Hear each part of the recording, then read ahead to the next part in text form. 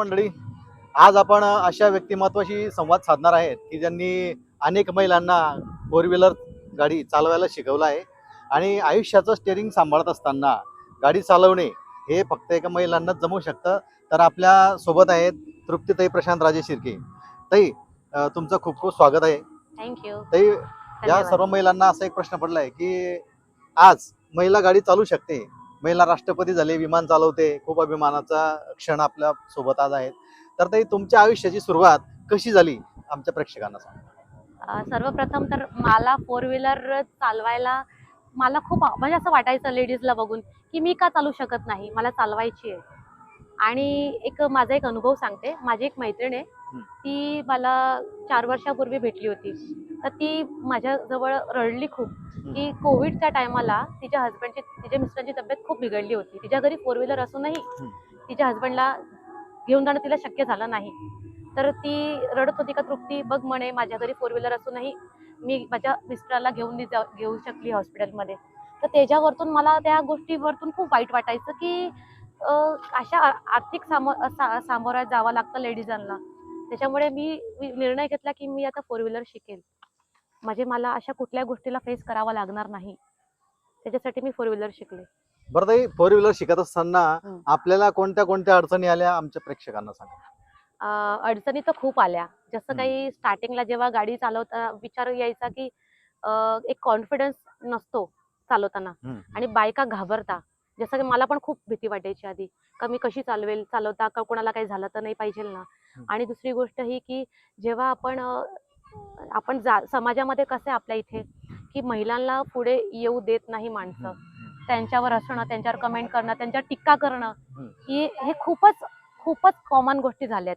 तर त्याच्यामुळे खूप त्रास झाला होता आधी मला स्टार्टिंगला. मी खूप प्रॅक्टिस करता करता खूप माणसांनी कमेंट करायचे, हसायचे की बाबा ही काय चालवायची जागा आहे का, महिला गाडी कसं काय शिकू शकताय, चालवू शकताय. या गोष्टीला खूप सामोरे जावं लागलं.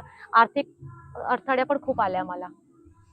बरं ताई, इतक्या संकटांचा सामना करत आपण ही कार शिकली आणि इतर महिलांना सुद्धा आपण नवीन चालना देऊन त्यांना कारचं प्रशिक्षण देत आहात. तर मला सांगा, आपल्या या यशामागे सर्वात यशस्वी आधार किंवा सपोर्ट कोणाचा होता? पहिले तर लग्नाआधी तर कसं होतं, माझे वडील, माझे भाऊ आणि माझी आईने मला खूप सपोर्ट, प्रत्येक निर्णयामध्ये मला खूप सपोर्ट केलाय.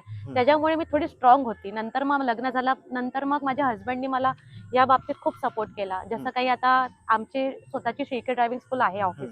तर त्याच्यामुळे मी विचार केला की आपण एक लेडीजांसाठी का नाही आपण एक सुरू करावं. म्हणजे प्रत्येक लेडीजला कसं असतं, एक लेडीजचा सपोर्ट भेटला की तिचा एक थोडा कॉन्फिडन्स वाढतो, तिला फ्रीली बोलायसाठी हेल्प होते.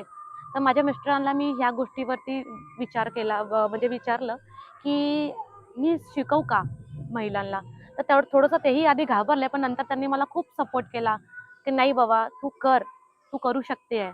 आणि त्यांनी खूप सपोर्ट केला ह्यामध्ये. त्याच्यामुळे मग मला या बाबतीत एक हे झालं की बाबा नाही, मी करू शकते. त्यांचा मला खूप सपोर्ट झाला नंतर.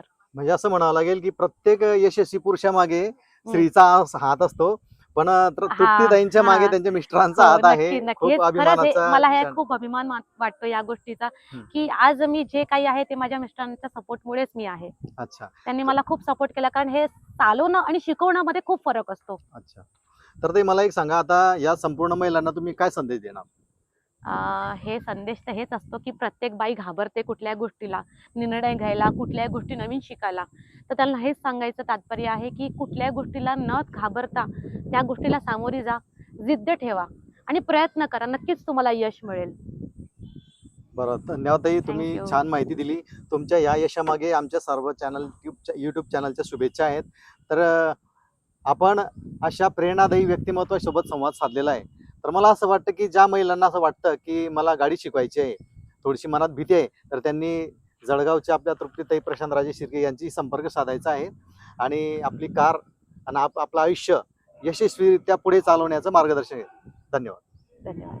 ह्यात माझ्या फॅमिलीचा खूप सपोर्ट आहे आणि त्यात सर्वात मूल्यवान वाटा म्हणजे माझ्या सासूबाईंचा. नमस्कार नमस्कार दादा. ताई, आज तुम्ही महिला म्हणून एक सामाजिक लेवलमध्ये तुम्ही बघताय की आज तुम्ही कार चालवताय, तर तृप्तीताईंकडे तुम्ही कार जेव्हा शिकत आहात, तर तुमचा अनुभव कसा आहे आमच्या?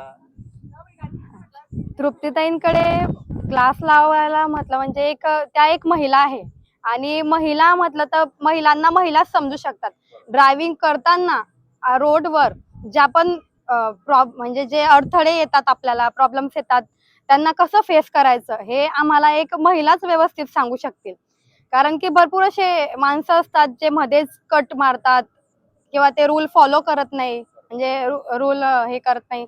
तर मग ते एक महिला जे आहे ते आपल्याला व्यवस्थित समजावून सांगतील. मग त्या हेतूने मला असं वाटलं की आपण एक लेडीजकडेच क्लास लावायला हवा आणि त्यामध्ये तृप्ती मॅमांनी मला खूप खूप खूप चांगल्या पद्धतीने मार्गदर्शन केलेलं आहे. त्यासाठी मी त्यांचं खूप धन्यवाद म्हणते. ताई, आपल्याला तृप्तीताईकडे आपण कार शिकता आहात. हम्म. तर आपल्याला आपला अनुभव कसा आहे ते आमच्या प्रेक्षकांना थोडक्यात सांगा.